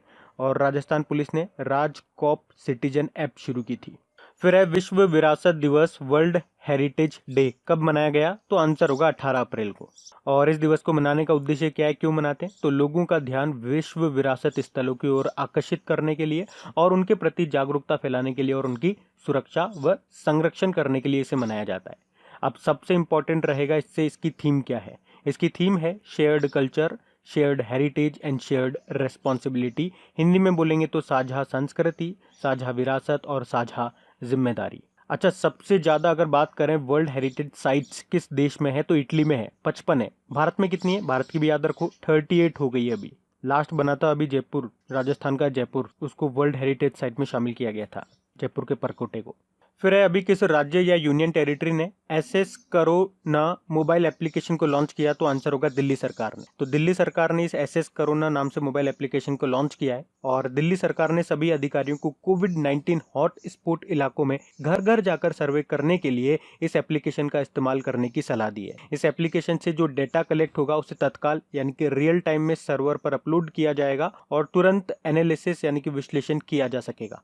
फिर है अभी कृषि मंत्री जो हमारे हैं, उन्होंने किस मोबाइल एप्लीकेशन को लॉन्च किया, तो आंसर होगा किसान रथ एप्लीकेशन को। अच्छा, हमारे केंद्रीय कृषि मंत्री कौन है, नरेंद्र सिंह तोमर है, और उन्होंने ही इस किसान रथ नाम से एक मोबाइल एप्लीकेशन को लॉन्च किया है। और इसका उद्देश्य है कि लॉकडाउन के समय किसानों का जो खाद्य पदार्थ हैं, मतलब जो भी जल्दी खराब होने वाली वस्तुएं हैं, जैसे कि फल सब्जी वगैरह जो जल्दी खराब हो जाती है, तो उनके परिवहन के लिए, ताकि उन्हें खेतों से उठा करके गोदामों में मंडियों तक ले जाया जाए, ताकि किसानों का आर्थिक नुकसान न हो और लोगों को भी चीजें मिल सके। और इस एप्लीकेशन को बनाया किसने है, NIC ने, नेशनल इंफॉर्मेटिक्स सेंटर ने, राष्ट्रीय सूचना विज्ञान केंद्र के द्वारा इसे बनाया गया है। और गाइज, अगर वीडियोस आपको अच्छे लग रहे हैं, मेरी मेहनत अच्छी लग रही है और ये वाकई अगर आपके लिए हेल्पफुल है, तो प्लीज वीडियो को शेयर जरूर किया कीजिए। अगर इन वीडियोस से आपकी हेल्प होती है तो आप लोग मेरी हेल्प जरूर करें इन वीडियोस को लाइक और शेयर करके, ताकि इन वीडियोस को कंटिन्यू रखने में मुझे भी आपका सपोर्ट मिल सके। तो प्लीज इसे लाइक और शेयर जरूर करना। और अगर आप में से कोई इस वीडियो को फर्स्ट टाइम देख रहा है, तो इस चैनल को आप सब्सक्राइब कर लीजिए और सब्सक्राइब करने के बाद में पास में जो बेल आइकन आएगा उसे आप दबाना बिल्कुल मत भूलिएगा, क्योंकि आपको वीडियोस के नोटिफिकेशन तभी मिलेंगे जब आप बेल आइकन को प्रेस करोगे। तो चलिए अब बढ़ते हैं आगे। फिर है अभी एक रिपोर्ट के अनुसार डिजिटल कामकाज को लेकर सबसे अनुकूल देश कौन सा रहा, तो आंसर होगा भारत। तो अभी Gartner 2019 digital work place developer के अनुसार भारत विश्व का सबसे डिजिटल कुशल देश है। इसका मतलब क्या हो गया, इसका मतलब हो गया ज्यादातर भारतीय कर्मचारी डिजिटल क्षेत्र में नई टेक्नोलॉजीज को सीखने के लिए उत्साहित हैं, एक्साइटेड हैं। और इस सर्वे में बताया गया है कि भारत के 67% डिजिटल वर्कर्स का मानना है कि मशीन लर्निंग, आर्टिफिशियल इंटेलिजेंसी और इंटरनेट ऑफ थिंग्स जैसी उभरती हुई जो टेक्नोलॉजीज हैं, उनसे कार्यस्थलों यानी कि वर्किंग प्लेस पर दक्षता बढ़ेगी। तो पहले नंबर पे भारत है, दूसरे नंबर पे है ब्रिटेन और तीसरे नंबर पे है अमेरिका। अच्छा, इससे पहले भी हमने एक रिपोर्ट पढ़ी थी, उसमें बताया गया था कि एशिया का नंबर 1 स्पोर्ट्स टेक देश बना था, कौन सा, भारत बना था। अच्छा, भारत अभी कहाँ कहाँ पे न्यूज में था, तो अभी आपको याद होगा G20 ऊर्जा मंत्रियों की जो बैठक हुई थी, जिसमें धर्मेंद्र प्रधान जी ने पार्टिसिपेट लिया था, उसमें भारत को ऊर्जा की खपत का प्रमुख केंद्र घोषित किया गया था। और अभी भारत इसलिए भी न्यूज में था कि इस साल के एंड में भारत एशियन बॉक्सिंग चैंपियनशिप को होस्ट करेगा, जबकि इस साल जो FIFA under 17 women world cup Bharat में होने वाला था उसे रद्द कर दिया गया। और इसके अलावा आपको याद होगा भारत हाइड्रोक्सी क्लोरोक्विन दवा का सबसे बड़ा उत्पादक यानी कि प्रोडक्शन करने वाला और निर्यातक यानी कि एक्सपोर्टर देश बना था। तो ये पॉइंट्स भी ध्यान रखो। फिर है किसे व्हाइट हाउस के कोरोना वायरस सलाहकार परिषद में नियुक्त किया गया, तो तो आंसर होगा रो खन्ना को। तो भारतीय अमेरिकी सांसद हैं ये रो खन्ना और इन्हीं को व्हाइट हाउस के कोरोना वायरस सलाहकार परिषद में नियुक्त किया गया है। बाकी अजय महाजन को आप जानते ही हो, केयर रेटिंग के एमडी सीईओ बने थे। विनीत अरोड़ा अभी पेटीएम जनरल इंश्योरेंस के एमडी सीईओ बने थे। और सीमा वर्मा की बात करेंगे तो अमेरिका की कोरोना वायरस टास्क फोर्स में इनको शामिल किया गया था। फिर अभी किस कंपनी ने स्पोर्ट्स मोटरसाइकिल ब्रांड नॉर्टन का अधिग्रहण कर लिया है, उसको एक्विजिशन कर लिया है? तो आंसर होगा टीवीएस मोटर ने। तो टीवीएस मोटर कंपनी ने ब्रिटेन का सबसे प्रतिष्ठित स्पोर्ट्स मोटरसाइकिल ब्रांड है ये नॉर्टन, और उसको एक्वाइज कर लिया, उसे अधिग्रहण कर लिया है। और कितने में खरीदा? तो 16 मिलियन पाउंड में। फिर अभी डीआरडीओ ने अपनी परीक्षण सुविधा ग्वालियर से कहां पे शिफ्ट कर दी है? तो आंसर होगा दिल्ली में। तो अभी डीआरडीओ ने कोरोना महामारी के उपचार में लगे डॉक्टर्स और जो भी स्वास्थ्य कर्मी हैं उनके लिए जरूरी पर्सनल प्रोटेक्शन इक्विपमेंट यानी कि पीपीई को समय पर और तेजी से उपलब्ध कराने के लिए अपना जो जांच केंद्र है, टेस्टिंग सेंटर है, उसको ग्वालियर से दिल्ली में शिफ्ट कर दिया है। डीआरडीओ की बात करेंगे तो डीआरडीओ भी काफी न्यूज में रहा। पहले तो डीआरडीओ की फुल फॉर्म याद रख लेना, defence research and development organisation. Headquarter इसका नई दिल्ली में है और इसका स्थापना हुआ था जब नासा का स्थापना हुआ था, यानी कि 1958 में। इससे आपको दोनों याद रहेंगे। इसके हेड हैं जी सतीश रेड्डी, जिन्हें 2019 में मिसाइल सिस्टम अवार्ड मिला था। और इसका मोटो क्या है? Strength origin is in science. DRDO दिवस मनाते हैं हम 1 जनवरी को, क्योंकि 1 जनवरी 1958 को इसकी स्थापना हुई थी। फिर है कोरोना वायरस के कारण आई लीग सेशन 2019-20 को समाप्त घोषित कर किस टीम को विजेता बनाया गया है? तो आंसर होगा मोहन बागान को। तो अभी कोरोना वायरस के कारण आई लीग फुटबॉल प्रतियोगिता के जो बचे हुए 28 मैच थे उनको रद्द कर दिया गया है और मोहन बागान को ऑफिशियली चैंपियन घोषित कर दिया गया है। और इसे ही चैंपियन क्यों घोषित किया? क्योंकि अभी तक जितने भी मैच हुए उनमें ये टॉप पर था, इसीलिए इसे विजेता माना गया है। मोहन बागान की बात करेंगे, इसकी स्थापना हुई थी 1889 में, इसीलिए आप देख लीजिए ये एशिया का सबसे पुराना फुटबॉल क्लब है। और बाकी आप यहाँ पे जैसे कि पढ़ रहे होंगे गोकुलम केरल फुटबॉल क्लब, तो मैं आपको बता दूं 2019 का जो डूरंड कप था वो इसी ने जीता था। और किसको हराया था? मोहन बागान को हराया था। अब यहाँ से एक प्रश्न आपका बन जाता है स्टैटिक, डूरंड कप किस खेल से संबंधित है? इस तरह के प्रश्न पूछे जाते हैं तो याद रखना फुटबॉल से। और डूरंड कप के बारे में आपको बता दूं एशिया का सबसे पुराना फुटबॉल टूर्नामेंट है ये, और दुनिया का 3रे नंबर का सबसे पुराना है। इसकी स्थापना ही हुई थी 1888 में। देख लो कितना पुराना है, यानी कि मोहन बागान से आप कह सकते हो 1 साल पुराना। फिर है आईपीएल के महानतम कप्तान किसे चुना गया है? तो आंसर होगा ऑप्शन डी, बी और सी, यानी कि रोहित शर्मा और महेंद्र सिंह धोनी को।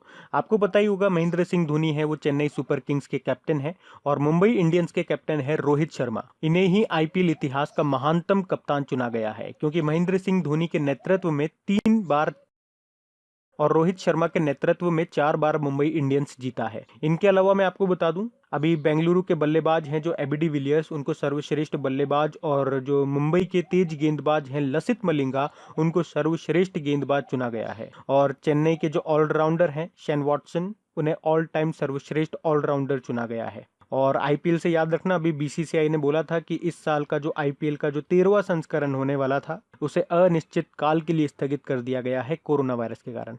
फिर अभी सर्वे ऑफ इंडिया ने कोविड-19 से संबंधित जानकारी एकत्र करने के लिए, कलेक्ट करने के लिए कौन सा एप्लीकेशन डेवलप किया है? तो आंसर होगा सहयोग। तो अभी सर्वे ऑफ इंडिया ने सहयोग नाम से एक मोबाइल एप्लीकेशन डेवलप किया है जो कोविड-19 से संबंधित जो जानकारियां होंगी उन्हें कलेक्ट करने में मदद करेगा, और इससे सरकार को और जो भी सार्वजनिक स्वास्थ्य एजेंसियां हैं उनको कोविड-19 महामारी से संबंधित महत्वपूर्ण निर्णय लेने में मदद मिलेगी। बाकी मैं आपको बता ही चुका हूँ जो कोरोना वॉच है वो कर्नाटक ने लॉन्च किया था, मोबाइल एप्लीकेशन है ये। प्रज्ञा झारखंड ने किया था और क्वारंटाइन आईआईटी बॉम्बे ने किया था। सर्वे ऑफ इंडिया की बात करेंगे, इसे हिंदी में बोलते हैं भारतीय सर्वेक्षण विभाग। स्थापना 1767 में हुई थी, तो इसीलिए आप कह सकते हो भारत का सबसे पुराना वैज्ञानिक विभाग है ये। हेडक्वार्टर इसका कहां पर है? हेडक्वार्टर आप याद रखो उत्तराखंड के देहरादून में है। फिर है भारत सरकार ने फिट इंडिया मूवमेंट के तहत कौन सा कार्यक्रम लॉन्च किया है? तो आंसर होगा fit India active day programme. अब इसे शुरू करने का उद्देश्य क्या है कि लॉकडाउन के समय बच्चे घर में रहकर भी फिटनेस का अभ्यास कर सके। इसमें लाइव सेशन आयोजित किए जाएंगे। देखो फिट इंडिया मूवमेंट की बात करेंगे तो याद रखना प्रधानमंत्री मोदी जी ने 2019 में जब राष्ट्रीय खेल दिवस होता है, नेशनल स्पोर्ट्स डे, तो उस दिन इसे शुरू किया था ताकि लोगों को खेल और शारीरिक गतिविधियों के माध्यम से स्वस्थ रहने के लिए प्रोत्साहित किया जा सके। अब यहाँ पे एक प्रश्न बन गया कि नेशनल स्पोर्ट्स डे ये कब मनाते हैं? तो याद रखना ये महान हॉकी प्लेयर मेजर ध्यानचंद जी के जन्मदिन को मनाया जाता है, जो कि होता है 29 अगस्त को। और उसी के साथ फिर आपको याद रखना है कि इंटरनेशनल स्पोर्ट्स डे कब मनाते हैं, तो वो मनाते हैं 6 अप्रैल को। और अगर बात करें फिट इंडिया मूवमेंट का ब्रांड एम्बेसडर किसे बनाया गया था, तो ये डेली करंट अफेयर्स वाले लेक्चर में भी मैंने आप लोगों से प्रश्न पूछा था, तो ये एक बार फिर से मैं आप ही लोगों के लिए छोड़ता हूँ प्रश्न कि फिट इंडिया मूवमेंट का ब्रांड एम्बेसडर किसे बनाया गया था। फिर है अभी होम डिलीवरी सर्विस शुरू करने के लिए CGHAAT, सी घाट बोल दो, सगत बोल दो, तो ये वेबसाइट किस राज्य ने लॉन्च की है, तो आंसर होगा छत्तीसगढ़ ने। तो लॉकडाउन के दौरान लोगों को फलों और सब्जियों की होम डिलीवरी सर्विस देने के लिए ये CGHAAT, सी घाट वेबसाइट लॉन्च की है छत्तीसगढ़ सरकार ने। छत्तीसगढ़ जिसकी कैपिटल रायपुर है, मुख्यमंत्री है भूपेश बघेल और गवर्नर है अनुसुईया उइके। और छत्तीसगढ़ हाईकोर्ट के चीफ जस्टिस का नाम है PR रामचंद्रन मेनन। और आपको याद होगा छत्तीसगढ़ के अंबिकापुर में भारत का पहला गार्बेज कैफे खुला था। वहीं पे अगर आपसे पूछा जाए ना कि भारत का पहला ई-वेस्ट क्लिनिक कहाँ पे खुला था, तो फिर आंसर क्या होगा आपका, भोपाल में। और आपको बता दूं अभी छत्तीसगढ़ पुलिस ने होम क्वारंटाइन लोगों के लिए रक्षा सर्व एप्लीकेशन भी लॉन्च किया था। इसके अलावा अभी छत्तीसगढ़ सरकार ने पढ़ई तुहर द्वार, पढ़ाई आपके द्वार नाम का पोर्टल भी लॉन्च किया था।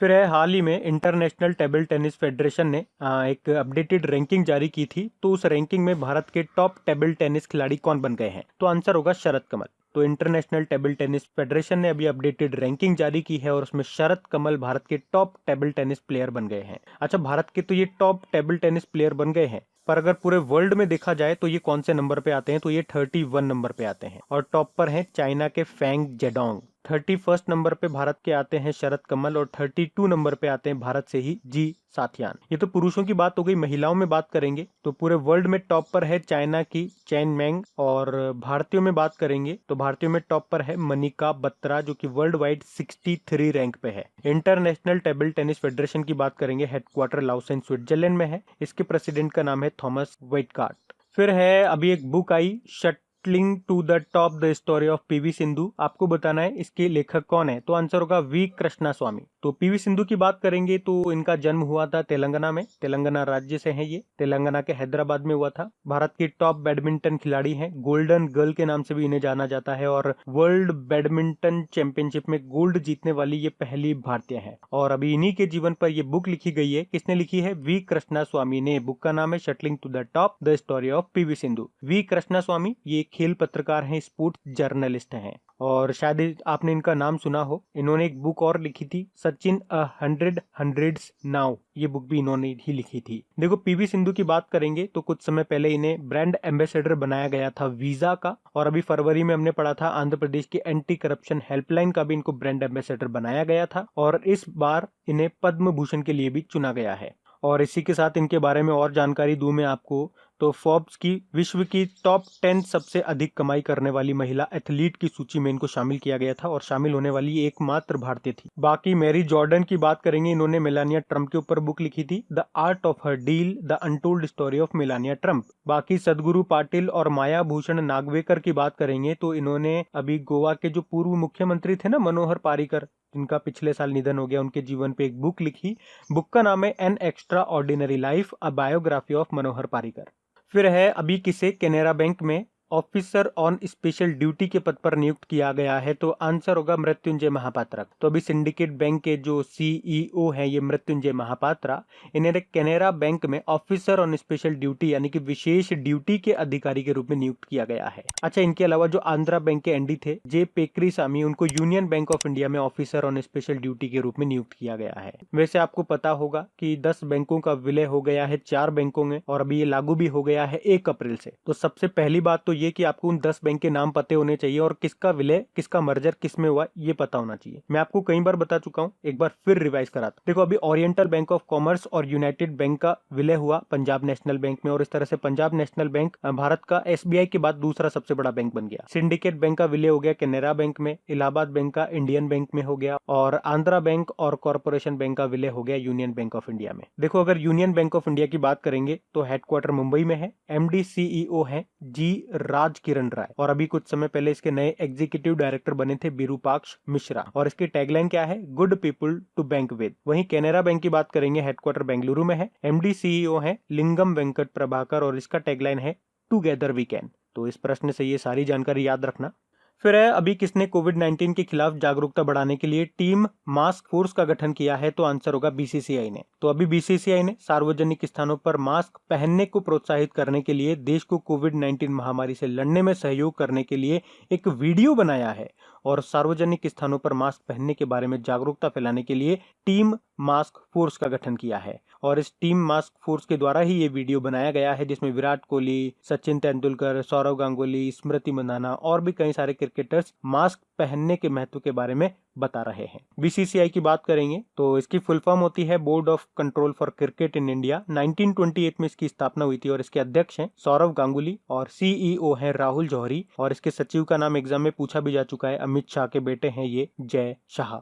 और अभी बीसीसीआई ने हमने पढ़ा था, इसने आईपीएल का जो 13वां संस्करण इस साल होने वाला था, कोरोना के कारण उसे अनिश्चित काल के लिए स्थगित कर दिया और अभी आईपीएल के महानतम कप्तान चुने गए थे कौन? पीछे ही पड़ा था, एमएस धोनी और रोहित शर्मा।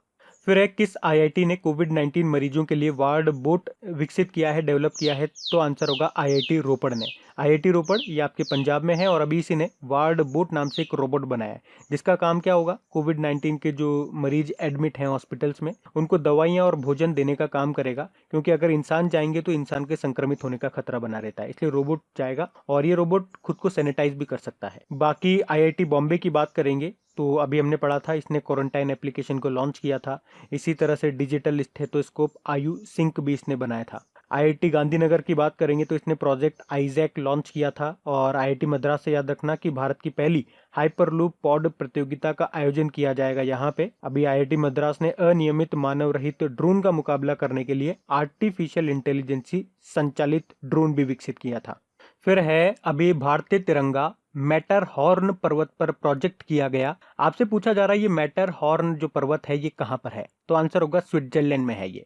तो मैटरहॉर्न पर्वत ये स्विट्जरलैंड में है, जिसकी ऊंचाई है 14690 फीट और अभी ये चर्चा में रहा। क्यों रहा चर्चा में? क्योंकि कोरोना से लड़ने के लिए भारत की कोशिशों का सम्मान करने के लिए इस पर्वत पर बीम लाइट के जरिए 1000 मीटर से भी लंबा तिरंगा रोशन किया गया। एक्चुअली में कोरोना के खिलाफ एकजुटता दिखाने के लिए इस मैटरहॉर्न पर्वत पर 24 मार्च से ही हर दिन अलग अलग देशों के झंडे बनाए जा रहे हैं। बाकी स्विट्जरलैंड की बात करेंगे क्योंकि ये पर्वत स्विट्जरलैंड में है, तो स्विट्जरलैंड से पहले तो याद रखना यहाँ पे वर्ल्ड हेल्थ ऑर्गेनाइजेशन का हेडक्वार्टर है जेनेवा स्विट्जरलैंड में। फीफा का भी यहीं पर है, ज्यूरिख स्विट्जरलैंड में। ये एक यूरोपियन देश है जिसकी कैपिटल है बर्न और इसकी करेंसी है स्विस फ्रैंक और इसके प्रेसिडेंट है सिमोनेटा सोमारुगा। फिर है, अभी फेसबुक ने किस देश में third party fact check system शुरू किया है? तो आंसर होगा बांग्लादेश में। तो अभी सोशल मीडिया प्लेटफॉर्म है ये फेसबुक और इसने बांग्लादेश में third party fact check system शुरू करने की घोषणा की है। तो इस सिस्टम से क्या होगा?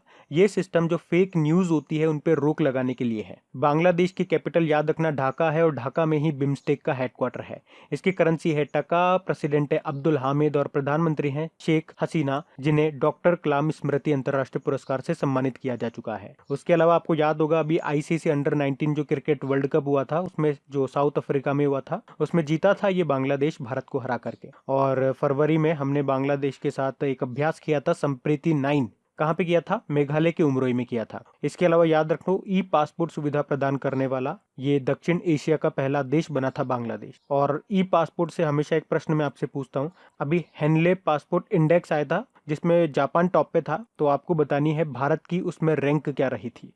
फिर अगला प्रश्न है कि जियोटेक कम्युनिटी किचन बनाने वाला पहला राज्य कौन सा बन गया है? तो आंसर होगा उत्तर प्रदेश। अब इसमें क्या होगा? अब ये क्या है जियोटेक कम्युनिटी किचन? अच्छा, पहले तो मैं आपको बता दूं ये जो कम्युनिटी किचन है ये उत्तर प्रदेश में लगभग 7368 इस तरह की कम्युनिटी किचन है। यहाँ पे एक दिन में टोटल बता रहा हूँ 12 लाख फूड पैकेट बनाए जाते हैं सबको मिला करके। और अभी लॉकडाउन के समय गरीबों के लिए खाना बनाया जा रहा है यहाँ पे। तो इसके लिए गूगल के साथ समझौता किया गया है ताकि इन्हें टैग किया जा सके। मतलब आप गूगल में आराम से सर्च करोगे तो मैप के थ्रू आपको पता लग जाएगा कि आपके आसपास कोई कम्युनिटी किचन है या नहीं है तो कहाँ पर है, एग्जैक्ट लोकेशन आपको पता लग जाएगी। तो ये हो गया इसका मतलब, और इस तरह से जियो टैग कम्युनिटी किचन बनाने वाला ये पहला राज्य बन गया। फिर है 2020 के लिए आसियान की अध्यक्षता किसे मिल गई है? तो आंसर होगा वियतनाम को। देखो 2019 में जो इसकी चेयरमैनशिप थी वो थाईलैंड के पास थी और इस साल इसकी चेयरमैनशिप है वियतनाम के पास। और वैसे मैंने आपको समझाया भी था डेली करंट अफेयर्स वाले लेक्चर में, जो इसकी मेंबरशिप है वो हर साल इसके मेंबर कंट्रीज को 1 बाय 1 मिलती है। किस अकॉर्डिंग? अल्फाबेटिकल ऑर्डर में मिलती है। जैसे कि पिछले साल 2019 में थाईलैंड को मिली, थाईलैंड टी से स्टार्ट हो रहा है और टी के बाद आता है वी, तो 2020 में वियतनाम के पास आ गई। अब अगले साल किसको मिलेगी? तो इसके मेंबर कंट्रीज में बात करेंगे तो वी के बाद कोई भी अल्फाबेटिकल ऑर्डर से शुरू होने वाला कंट्री नहीं है, तो अगले साल मिलेगी ब्रुनई को। तो इस तरह से अल्फाबेटिकल ऑर्डर में चलता है। तो देखो अध्यक्षता मिलने का मतलब क्या हो जाता है, तो इस साल जितनी भी बैठकें होंगी उनकी अध्यक्षता करेगा वियतनाम। जिस तरह से अभी कोविड-19 पर वर्चुअल आसियान समिट हुआ था और आसियान +3 समिट, उसकी अध्यक्षता वियतनाम ने ही की थी। जैसे आप देख लो इस साल G20 की जो अध्यक्षता है वो कौन कर रहा है? सऊदी अरब कर रहा है। तो इसकी जितनी भी बैठकें हो रही है, चाहे वर्चुअल G20 समिट हुआ, ऊर्जा मंत्रियों की बैठक हुई, वित्त मंत्रियों की बैठक हुई, वो सब की अध्यक्षता कर रहा है सऊदी अरब। और फाइनली जो इसकी G20 समिट होती है वो सऊदी अरब के रियाद में ही होगी नवंबर में। अब वो बैठक वहाँ पे होगी या वो भी कॉन्फ्रेंस के जरिए होगी, वो तो देखना होगा उस समय के क्या हालात रहते हैं। लेकिन मैंने आपको समझाया कि अध्यक्षता का मतलब क्या हो गया। आसियान मतलब association of south east Asian nation होता है। स्थापना इसकी 1967 में हुई थी और इसका हेडक्वार्टर है इंडोनेशिया की राजधानी जकार्ता में। और इंडोनेशिया से भी मैं आपको बता दूं इसकी नई कैपिटल ये बनाया है कहाँ पे? बोर्नियो द्वीप पे, जो ईस्ट कालीमंतन है वहां पे, पूर्वी कालीमंतन नाम की जगह पे। और इसके मेंबर कंट्रीज भी मैं आपको बता देता हूँ अल्फाबेटिकल ऑर्डर में। ब्रुनई है, कंबोडिया है, इंडोनेशिया है, लाओस है, मलेशिया, म्यांमार हो गया, फिलीपींस हो गया, सिंगापुर हो गया, थाईलैंड और वियतनाम। तो देखो कई बार इस तरह से प्रश्न पूछ लिया जाता है कि आसियान में कितने मेंबर कंट्रीज है, तो याद रखना 10 हैं। और इसी तरह से बिम्स्टेक का पूछा जाता है तो 7 मेंबर कंट्रीज है। बिम्स्टेक में 7 लेटर हैं तो 7 याद रख लो। आसियान में 5 लेटर हैं, उसका डबल कर लो। फिर है अभी शेमलेस बुक को रिलीज किया गया, इसके लेखक कौन है? सही उत्तर होगा ऑप्शन ए तस्लीम नसरीन। तो बांग्लादेश की लेखिका है और इन्होंने अभी इसका एक्चुअली में इंग्लिश ट्रांसलेशन किया है। जो ओरिजिनल बुक है वो तो बंगाली भाषा में है और उसको लिखा था अनुरूप सिन्हा ने। बाकी वी कृष्णा स्वामी की बात करेंगे, इन्होंने पीवी सिंधु के ऊपर बुक लिखी है shuttling to the top, the story of PV Sindhu. Tahira Kashyap, इन्होंने the 12 commandments of being women नाम की बुक लिखी थी। और राकेश मारिया लेट मी से इट नाउ नाम की बुक लिखी थी। तो गाइज इसी के साथ ये हमारा कंप्लीट हो चुका है और इन सभी क्वेश्चंस का क्विज बना करके, टेस्ट बना करके आपकी क्रैक जीके ट्रिक्स एप्लीकेशन पे अपलोड करवा दिया है। तो वहां जाकर के आप इसकी प्रैक्टिस जरूर कर लेना और खुद से एनालिसिस करना कि अभी अभी जो वीडियो आपने देखा है, अगर उन्हीं क्वेश्चंस का आप टेस्ट लगाते हो तो कितना स्कोर कर पा रहे हो। और एक बार याद जरूर रखना, बीच बीच में रैंडमली टाइम निकाल करके आप पुराने टेस्ट भी लगाते रहा करो। पुराने मंथ के हो गए, पुराने वीक के हो गए, पुराने डेज के हो गए, जैसे भी आपको टाइम मिले, ताकि उससे ये पता लगेगा कि चीजों को आप कहीं भूल तो नहीं रहे हो, नहीं तो सारी मेहनत बेकार हो जाएगी। रिवीजन बहुत ज्यादा इंपॉर्टेंट है। रिवीजन को उतना ही महत्व दो जितनी नई चीजों को याद करने में देते हो, या उससे भी ज्यादा। और प्लीज अगर वीडियोस अच्छे लगते हैं तो मेरी हेल्प जरूर कीजिए। अभी कंडीशन बहुत खराब हो गई है, आपको पता ही है सब कुछ, तो प्लीज इसे शेयर जरूर कीजिए।